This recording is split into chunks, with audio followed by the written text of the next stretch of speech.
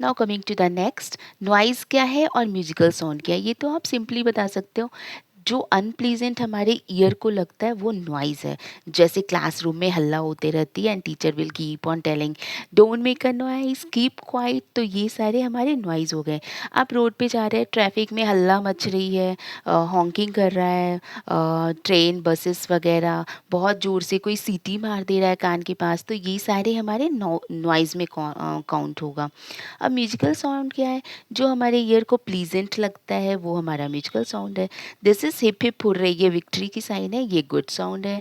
ये ट्रैफिक वाला गंदा ट्रेन और बसेस की आवाज़ है, वो नॉइज़ है। ये जब भी नेशनल एंथम कोई गा रहा है क्लास में और नाइटिंगेल का जो साउंड है that is a peculiar sound, यानी आप इजीली डिफ्रेंशिएट कर सकते हो कि नॉइज़ क्या है और म्यूजिक क्या है। अब नॉइज़ पॉल्यूशन, जो कोई भी चीज़ एक्सेसिव या अनवांटेड हो जाता है हमारे इन्वायरमेंट में, that will cause a pollution.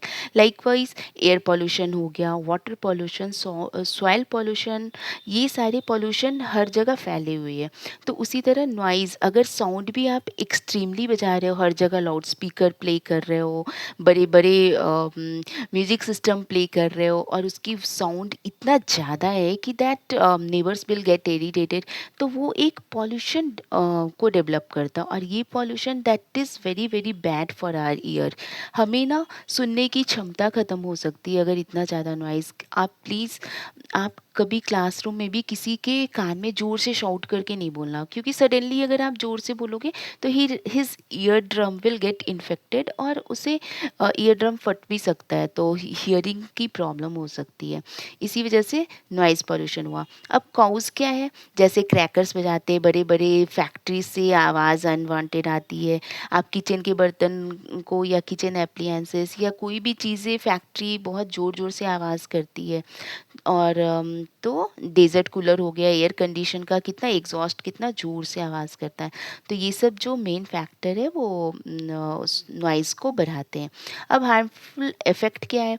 अब आप लगातार बजा रहे हो, गाना बजा रहे हो, लाउड स्पीकर बजा रहे हो दिन-रात, तो बगल के पड़ोसियों को वो आवाज़ अनप्लीज़ेंट लगती है और वो सो नहीं पाएँगे ठीक से, और सारी बीमारी, नहीं सोएँगे तो उन्हें हाइपरटेंशन होगी, ब्लड प्रेशर होगी, एंग्ज़ायटी होगी, वो बहुत टायर्ड सा फील करेंगे।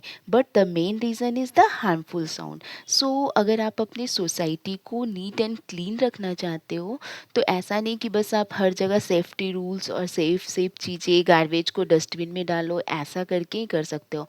साउंड को भी आप कम करके एक मॉडरेट वॉल्यूम पे अगर आप यूज़ करते हो, that will also not make a noise pollution, और हमारा सोसाइटी जो होगा हेल्दी होगा। अब measure to limit noise pollution, इसके मेजर्स क्या क्या हो सकते हैं? अ,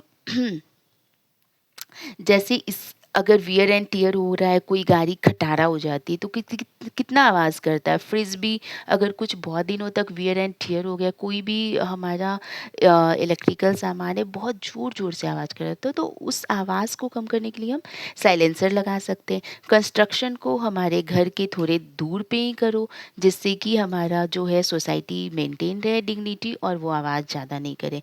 म्यूजिकल इंस्ट्रूमेंट्स तो प्लीजेंट होते हैं। कभी कभार हम भगवान की मूर्ति के आगे चलो 1-2 दिन बजा सकते हैं, but regularly it is very very harmful. ये जो चलता है बुलडोज़र वगैरह, ये सब कितना आवाज़ करता है। ये desert cooler, it's so unpleasant.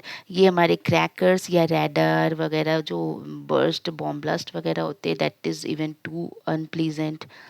तो ये सारी चीज़ें हो सकती हैं, इसीलिए हमें अगर इन्वायरमेंट को सेव करना है तो नॉइज़ पॉल्यूशन को कम करना पड़ेगा। Thank you for watching all.